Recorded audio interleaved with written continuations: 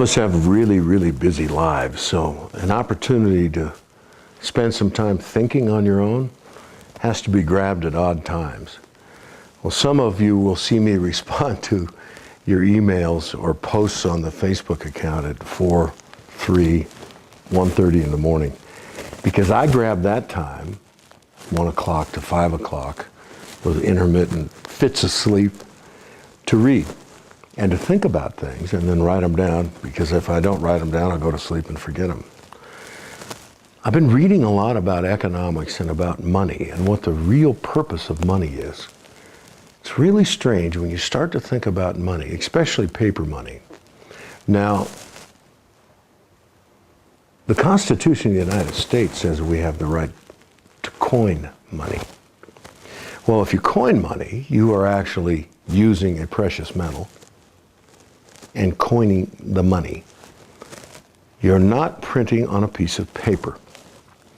The piece of paper relies on a belief system or the integrity of the government or group behind that money to keep their word.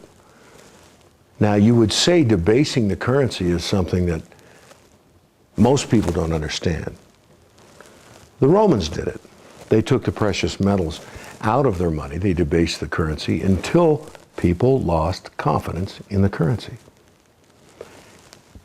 When we started issuing paper money, we were issuing a promise that was not based on a precious metal of some sort. And you say, what does precious metal really have to do with it? Well, it boils down to one strange thing that we don't often think about, but we're faced with every day of our lives. The only thing we really have is time. That's the only thing we really have of any value. Well, what's that got to do with paper money? What's that got to do with precious metal?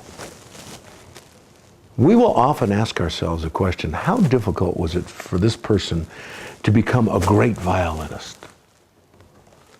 Practice. How much of it? Well, there's a rule, a 10,000-hour rule, that it took 10,000 hours for a talented person to become a great violinist or a great athlete. What's that got to do with paper money? The only trust we really have in the value of a product is in how much effort went into acquiring that product. We've got to mine gold. We've got to go deep in the earth. But we had to spend a lot of effort to get it. And so we know intrinsically in our lives, because of that effort, that time, the only thing we have on this planet was expended to acquire it. So that becomes the basis for a promise that we make one another about paper money. That it is backed up by something that took a long, long time to acquire with great effort. We lose sight of that fact. We lose sight of the fact that the paper money is just a promise. You realize gold wouldn't be worth anything if we could in fact print it? We're back now to the simple economics of supply and demand. So what does that really mean when somebody's doing quantitative easing, QE 1, 2, 3, quantitative infinity? It means that every time they print that dollar, the value of the dollar in your pocket is incrementally reduced. That's the simple basis for all the economics that we hear. So we're back to Keynesian economics, who John Maynard Keynes said you could print your way, buy your way out of debt by creating more debt. And sometimes people refer to it as, well, who do we owe it to? Ourselves. What we owe to ourselves is the bargain that we kept with the amount of time we have on this planet and what is really of value. Now, having said all of that about money and gold and time, I want to tell you what money really does. It's a strange, strange phenomenon. Money is not an instrument of currency.